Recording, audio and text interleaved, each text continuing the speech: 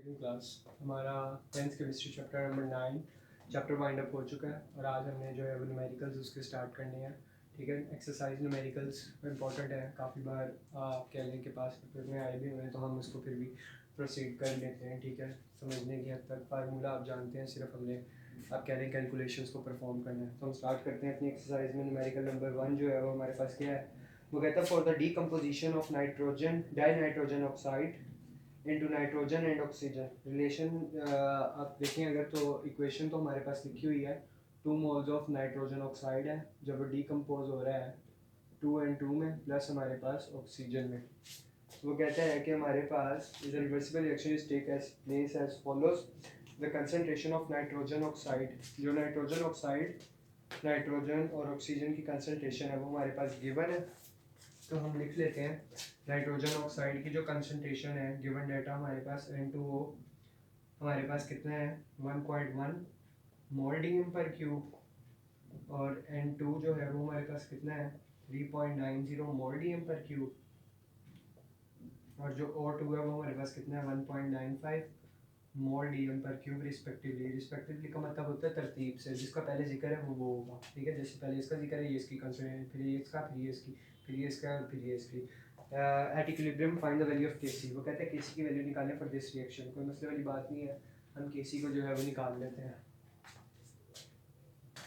अच्छा देखिए, आप जानते हैं केसी किसके इक्विवेलेंट होता है, प्रोडक्ट्स ओवर रिएक्टेंट्स। तो प्रोडक्ट्स कौन से होते हैं, जो राइट पे लिखे जाते हैं, रिएक्टेंट्स जो लेफ्ट पे। तो प्रोडक्ट्स हमारे पास क्या है N2, और जो कोफिशिएंट होता है वो एक्सपोनेंट बन जाता है N2O2 डिवाइडेड बाय हमारे पास रिएक्टेंट्स N2O, और जो कोफिशिएंट होता है वो क्या बन जाता है, एक्सपोनेंट बन जाता है। तो हमारे पास वैल्यूज़ को हम उठा के पुट कर देते हैं केसी। देखिए आप जानते हैं प्रोडक्ट्स ओवर रिएक्टेंट्स होते हैं, मैं डायरेक्ट ये लिख रहा हूँ, ये प्रोडक्ट्स हैं, ये रिएक्टेंट्स हैं हमारे, तो मैंने इनको डायरेक्ट जो है वो आप कह लें कि लिख लीजिए यहाँ पे। अच्छा, वैल्यूज़ पुट कर देते हैं। N2 हमारे पास कितना है 3.90, तो 3.90 और हमारे पास उसका स्क्वायर इनटू ऑक्सीजन कितना है 1.95 डिवाइडेड बाय N2O कितना है 1.1 और उसका स्क्वायर आ जाएगा। यूनिट्स एंड पे लिख देता हूँ। आप देखें इसके यूनिट क्या बनेंगे, मोल डीएम पर क्यूब का स्क्वायर, क्योंकि इसका स्क्वायर है तो इसका भी स्क्वायर, और इसके यूनिट सिंपल क्या आ जाएंगे मोल डीएम पर क्यूब डिवाइडेड बाय, इसके यूनिट भी क्या बनेंगे मोल डीएम पर क्यूब, और इसका स्क्वायर है तो इसका भी स्क्वायर आ जाएगा। स्क्वायर वाले स्क्वायर से कैंसिल हो जाएंगे। इसको हमें सॉल्व करना है केसी की वैल्यू को। तो हमारे पास क्या बनेगा हम देख लेते हैं। 3.90 का स्क्वायर मल्टीप्लाई हमारे पास 1.95 डिवाइडेड बाय 1.1 का स्क्वायर, तो आंसर आ रहा है 24.5, और साथ में ये वाले यूनिट आ जाएंगे मोल डीएम पर क्यूब। तो यही हमारे पास आंसर भी, आप पीछे से मैच कर दिएगा। ठीक है, नेक्स्ट मैं मूव कर रहा हूँ 9.2 की तरफ।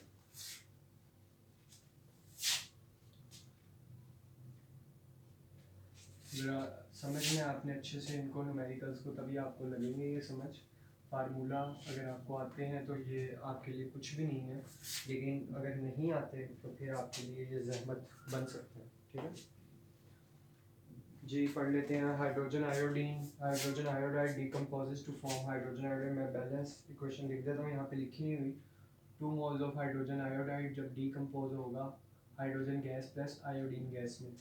साथ में हमारे पास वो कहते हैं द कंसंट्रेशन हमारे पास ऑफ हाइड्रोजन आयोडाइड, अब गिवन डेटा है 9.2 कर रहे हैं। हाइड्रोजन आयोडाइड की जो कंसंट्रेशन है वो है 0.078 मोल डीएम पर क्यूब, जबकि वो कहता है कि हाइड्रोजन और आयोडीन सेम है, यानी कि जो हाइड्रोजन की है वही आयोडीन की है, तो वो कितनी है 0.011 मोल डीएम पर क्यूब। अच्छा, फिर वो क्या कहता है calculate the equilibrium constant value for the reversible reaction. Reversible reaction है, इक्विलिब्रियम कांस्टेंट की वैल्यू लेनी है, कोई मसले वाली बात नहीं है। केसी इसके इक्विवेलेंट होता है प्रोडक्ट्स और रिएक्टेंट्स।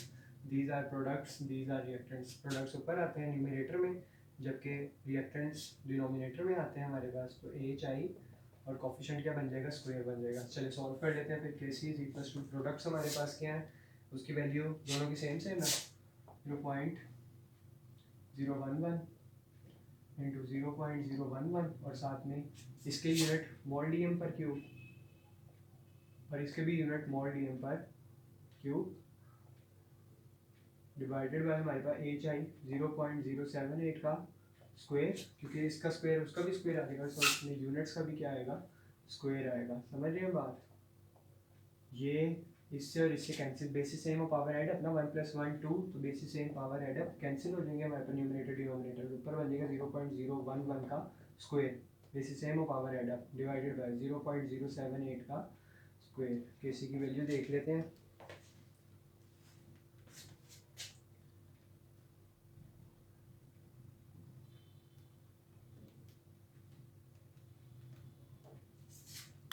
तो आंसर आता है 0.019, यही हमारे पास केसी का आंसर है। ठीक है, यूनिट्स क्यों नहीं आए, क्योंकि आपके बात जानते हैं कि when equal number of moles on both side so the units will be cancel out. 2 यहाँ पे है, 1 ये है, 1 ये, 1 + 1 2, 2 2 से कैंसिल। नेक्स्ट हमारे पास न्यूमेरिकल नंबर 9.3 है।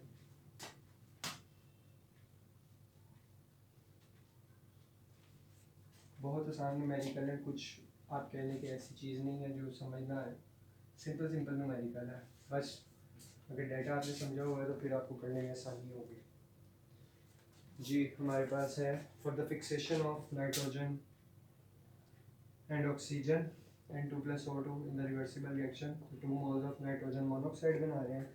when the reaction take place at temperature आपको 1500 Kelvin given है। ये सिर्फ आपको आप कह लिए कि मिसलीड करने के लिए दिया हुआ है, इसका इसमें कोई अहम किरदार नहीं है।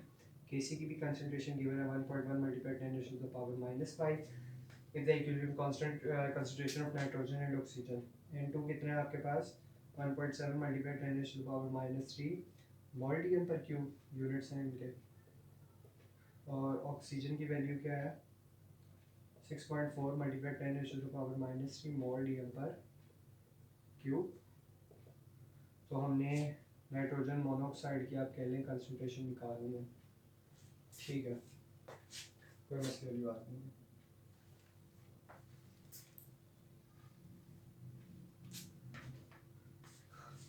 अच्छा जी, जरा तवज्जो करें। केसी प्रोडक्ट्स और रिएक्टेंट्स होते हैं, तो केसी इज इक्वल टू प्रोडक्ट्स ये हैं NO का स्क्वायर डिवाइडेड बाय रिएक्टेंट्स क्या है N2 × O2। जी वैल्यूज पुट करें। केसी क्या है, केसी हमारे पास है, केसी की वैल्यू गिवन 1.1 × 10⁻⁵ और NO की वैल्यू तो हमने निकालनी है डिवाइडेड बाय N2 क्या है हमारे पास 1.7 और आगे क्या आ जाएगा हमारे पास मोल डी एम पर क्यूब, इसके यूनिट 1.7 × 10⁻³ सॉरी।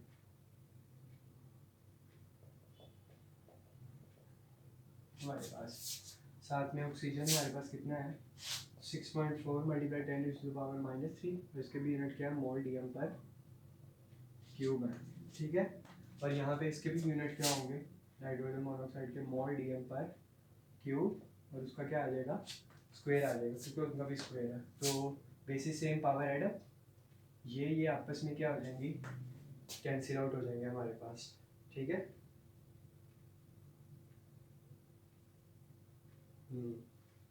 ठीक है। और ये हमारे पास जो है होगा क्या कि ये दोनों हमारे पास डिवाइड है, तो जाकर मल्टीप्लाई हो जाएंगे। तो NO का square is equal to 1.1 × 10⁻⁵ multiply 1.7 × 10⁻³ multiply 6.4 × 10⁻³ और क्योंकि हमें NO की वैल्यू चाहिए तो इन सब का क्या ले लेंगे √ ले लेंगे, ये इसके साथ कैंसिल। तो नाइट्रोजन मोनोऑक्साइड हमारे पास इक्वलेंट आ जाएगा 1.1 × 10⁻⁵ मल्टीप्लाई 1.7 × 10⁻³ मल्टीप्लाई 6.4 × 10⁻³ हमारे पास आंसर आता है 1.09 × 10⁻⁵। देख लेते हैं हमारे पास क्या आंसर बनता है इसका।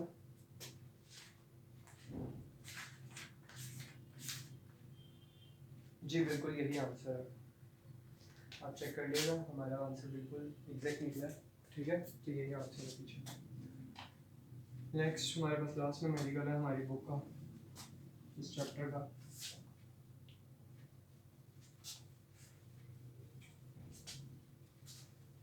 ये ज़रा तवज्जो करें हैं, हमारे पास ये वैल्यूज़ हमने पुट कर दी हैं, ठीक है। तो उसके बाद केसी की वैल्यू हमें पता है, अमोनिया की निकालनी है, नाइट्रोजन और हाइड्रोजन की भी पता है।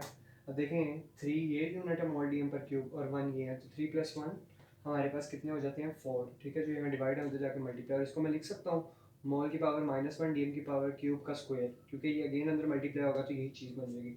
और 3 + 1 4 डिवाइड हो जाकर मल्टीप्लाई, 4 + 2 जो है, और लेकिन देखें इसमें से 2 जो है वो निकल गए हैं, कैसे मैं आपको जस्टिफाई कर देता हूँ। ये हमारे पास बन गया हुआ है मोल डी एम क्यूब पर मोल डी एम क्यूब का स्क्वायर, और साथ में मैं यहाँ से 2 निकाल रहा हूँ यूनिट्स, मोल डी एम पर क्यूब का स्क्वायर। तो देखें बेसिस सेम और पावर क्या हो जाती है एडअप, और जब इनको हम एडअप करवाएंगे तो ये बन जाएगा मोल की पावर -1 + 1 और डी एम की पावर 3 -3 का स्क्वायर, तो कैंसिल आउट हो जाएंगे। तो हमारे पास 0 का क्या आ जाएगा, स्क्वायर आ जाएगा, यानी कि ये यूनिट हमारे पास यहाँ से निकल जाएंगे। तो पीछे हमारे पास यूनिट कितने बच जाएंगे, 2 यूनिट बच जाएंगे। और हमने अमोनिया की कंसनट्रेशन निकालनी है, तो taking square on both sides, क्योंकि सॉरी अंडर रूट, क्योंकि उसके ऊपर स्क्वायर है, तो जब यूनिट लेंगे तो इसका स्क्वायर अंडर रूट से कैंसिल, तो मोल डी एम पर क्यूब आ जाएगा, और इस सारे को सॉल्व करके 0.019 आ जाएगा। यहाँ पे हमारा पहला चैप्टर इख्तिताम पजीर होता है। अल्लाह हाफिज़।